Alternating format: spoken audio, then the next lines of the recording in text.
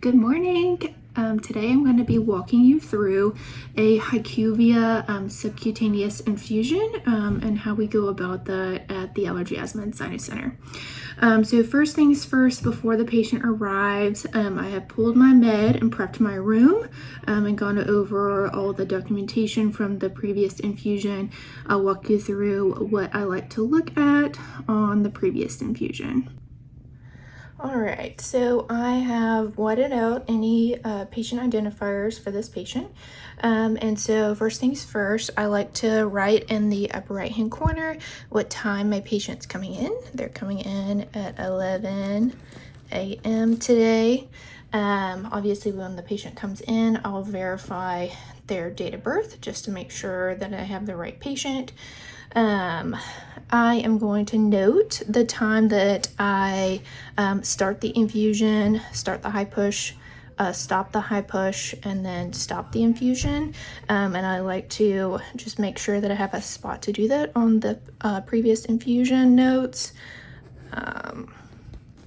So I typically do my high push start and then finish. And then our SubQ vitals are taken before and after. So we're gonna have a blood pressure, heart rate, O2, and temperature. And we'll do that pre and post. All right, now I'm gonna verify what I'm gonna be giving the patient. I'll also verify this in the prescribing information in ECW. This patient is buy and bill, so I'll make sure that I have pulled the correct med to thaw. No PA is required, so I don't have to worry about the PA being active or expired. They are getting HyQvia 50 grams monthly. So I have pulled a HyQvia 30 gram and a HyQvia 20 gram. 30 and 20 is 50. So I will verify in ECW that they have not had updated RIG and haven't had updated lab work. The consent is on file, and then this patient takes their pre-meds before they arrive to the office. So when I verify their medications, make sure that they haven't had any hospitalizations and no changes to their medical history or family history. I will make sure that they have taken their medications prior to coming into the office. If they haven't, we can administer these in the office. Most of this other information hasn't changed. I'll just make sure that the patient did okay last time. And then I want to make note of the size needle set that this patient is supposed to get. Which is the RMS 24 gauge 9 millimeter, and that's a 2 needle site set. So I have my 24 gauge, 2 needle, 24 gauge 9 millimeters. So the size or the length in millimeters, 9 is on the smaller side. We go up to 14 millimeters depending on the amount of subcutaneous tissue that the patient has for us to work with. And then last time we put it in the left upper and right upper abdomen. Some patients may prefer the flanks, but most of them are getting them in the abdomen. I like to pay attention to my overall infusion start time and end time so that I can have a roundabout idea of when the infusion is to end. So it started at 1:08 and ended at 2:38. So that's right at an hour and a half. So I'm gonna say over here, just make myself a note, that it's gonna run about 1 hour, 30 minutes. This should be about the same each time that we infuse the patients, especially if they've been having infusions for a while. A reason it could vary is depending on their subcutaneous tissue, if they've lost weight, if there's some kind of obstruction that the needle is trying to go around. But ideally, it should be about the same time each time. We will go over the post-infusion documentation later. This patient, I just want to verify how long we typically do their high push. Some patients, if they're super sensitive, will do it a little bit slower. It should be given over 10 minutes though. So we did from 108 to 118 last time, so that's 10 minutes. So nothing out of the ordinary here. And then our rates. So I want to make sure that I know this patient's rates. And I like to write them out in the order that I want to program my pump. And then I'll go through how I program my pump with you guys. So it is written backwards on the documentation in ECW compared to how you're going to program your pump. So it says interval 2 milliliters for the rate of 20 milliliters per hour. So our pump, we program in milliliters per hour first, and then for the number of milliliters. I'll move this here. So I typically just write it up here, milliliters per hour for the number of milliliters. So this patient is gonna be 20 milliliters per hour for 2 mLs. So 20 for 2. And then he is gonna be 60 milliliters per hour for 5 mLs. And then 120 milliliters per hour for 10.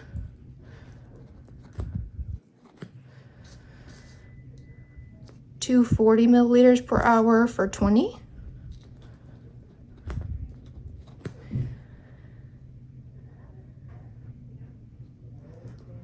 And then 480 for 40.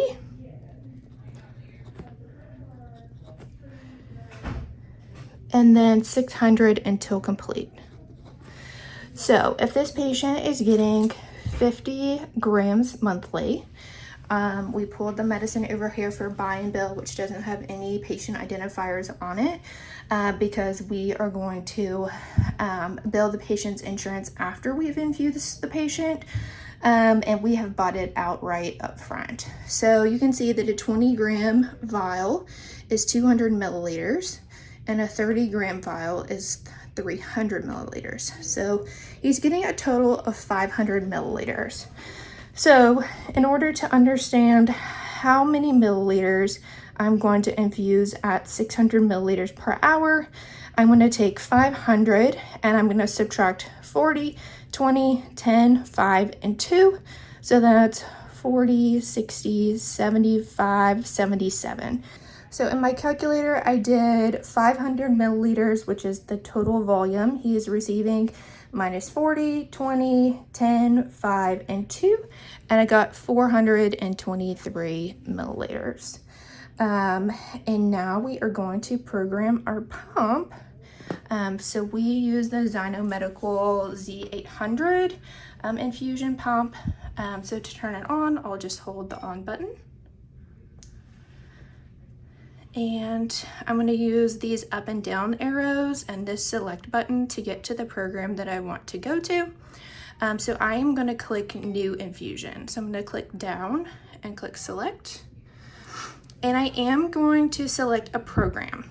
I'm going to select the number 4, 10-step mode rate per volume, and click Select. So I'm going to use the rates that I just wrote out, and the first set of numbers that I'm going to put in is 20 milliliters per hour for 2 mLs. So I'll use the numbers right here and click up to 20 milliliters per hour, click down. Ooh, I'm going to go back up to go to the previous screen. So 20 milliliters per hour for 2 milliliters.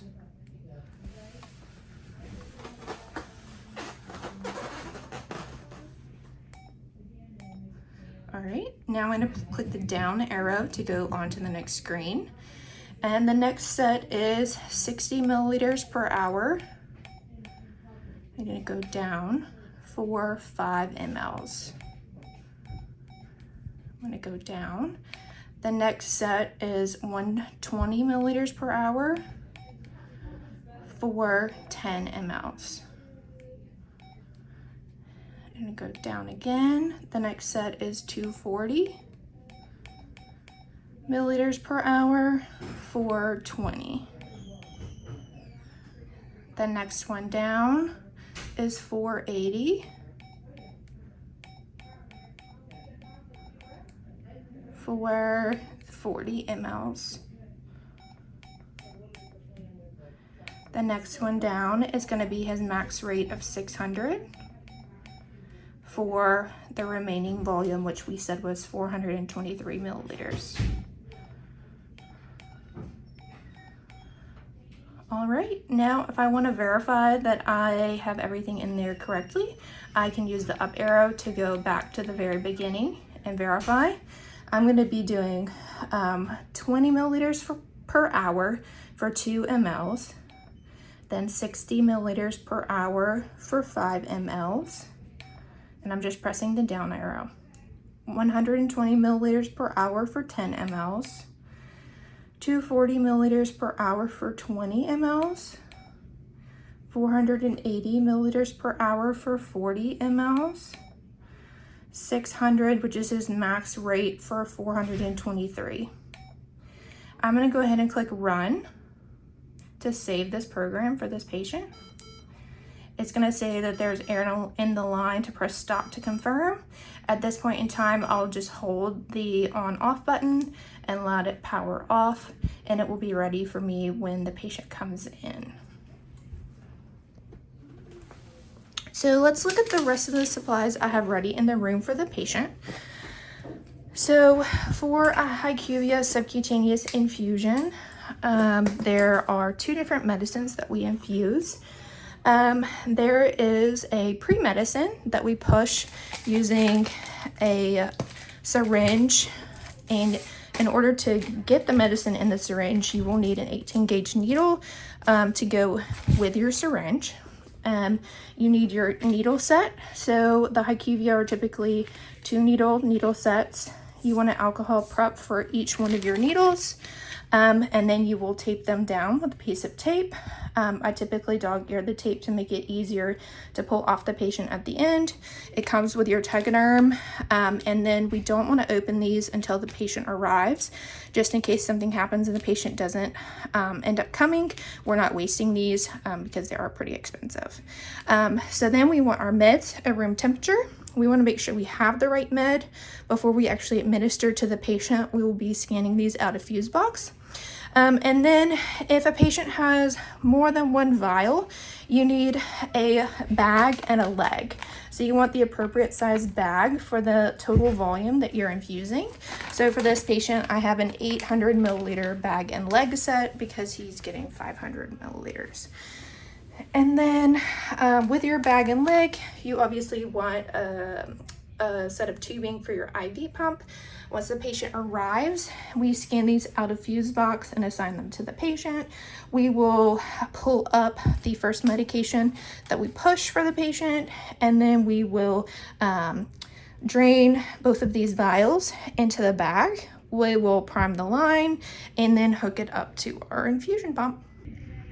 All right, so my patient has arrived and I'm going to get my medication ready for him. The first thing I'm gonna do is open up my needle set and get that ready. Comes with 2 tegaderms. I will just lay them next to the alcohol prep and dog-eared tape that I've already set out. I will untangle the tubing and go ahead and rip off these 2 paper pieces, throw them in the trash. When we access the patient, we want to make sure that our needles are dry, but we can go ahead and attach the first part of the infusion to the needle set before we pull the patient back. I'll go ahead and get ready to pull that up by opening up my syringe. So this is my 30 cc syringe. And I will attach my 18-gauge needle.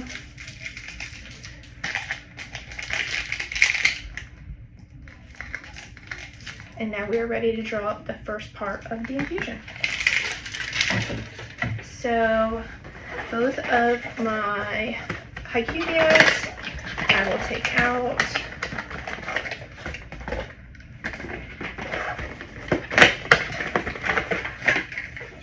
This is the medication here.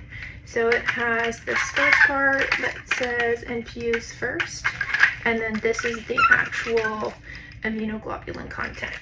And so this is my 30 gram and my 20 gram. And so I need to draw up both of the first parts, or it's called like hyaluronidase or hyaluronidase. I can never say it right, but I'll draw both of these up in the same syringe. I'll pop off the top, just throw that away.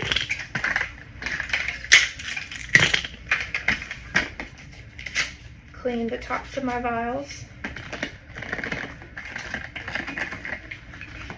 And pull back some air to inject in so I can pull out that first part. I'm going to slowly insert the air so that it doesn't bubble up too much.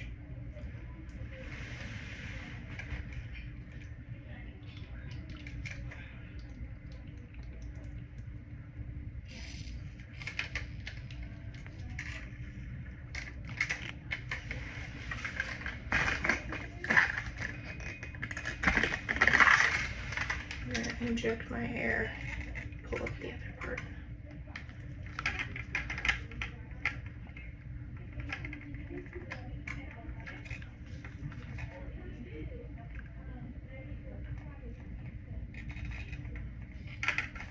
When I've drawn it all up, I will scoop to recap my needle.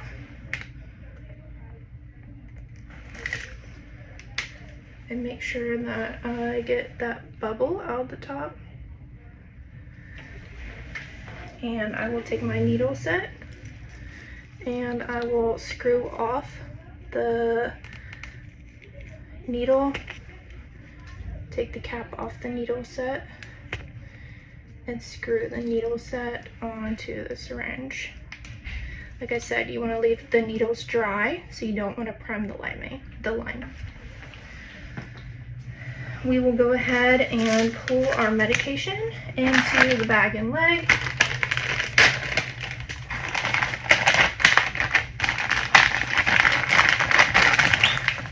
So we have a cap here that we want to make sure that we hold on to. So this is actually 3 legs. We only have 2 vials though, so I'll go ahead and clamp off one. I won't plan on using that one. Your bag is already attached. Just make sure that your leg is actually attached. You'll go ahead, and the 2 that I'm going to use, I'll go ahead and open up the vents. Open up the vent, and I already wiped the top of the vials, but I'll go ahead and do it again just to be sure. I'll take the caps off of those 2 spikes and go ahead and spike my 2 vials.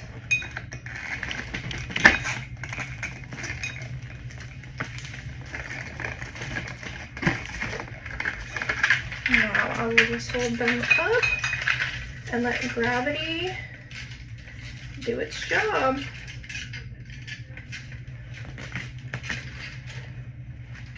You can see that this one's flowing. This one's not flowing quite as much. If you need to, you can burp the vent. But once they get going, they start going pretty good. There we go.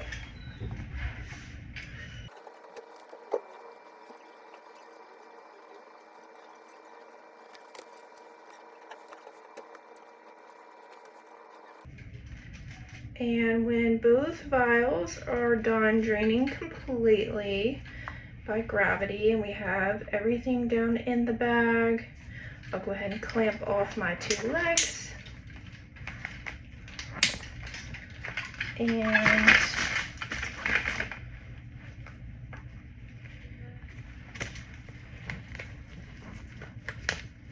use this little guy to clamp off the bag.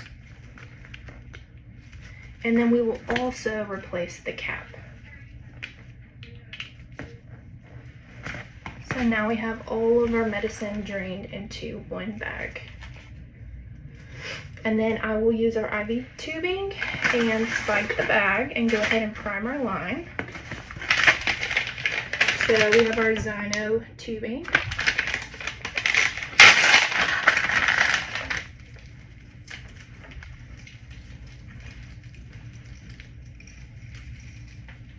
And this stuff is very, very thick. Just FYI, very sticky. So make sure that if you get it on anything that you wipe up after it. So we are going to go ahead and move our rolly clamp down. You can use the rolly clamp or this other clamp that actually goes inside the pump. Just make sure it's clamped. Your line is completely clamped. I like to go ahead and open up my vent. And I'm going to spike the bag by twisting off this middle part.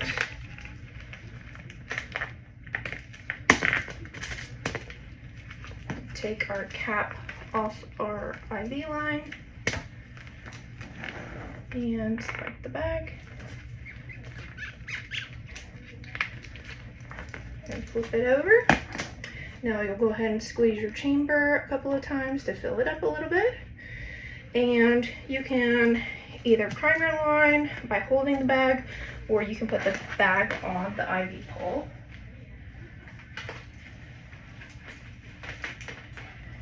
And then go ahead and use your clamp to prime the line over the trash can.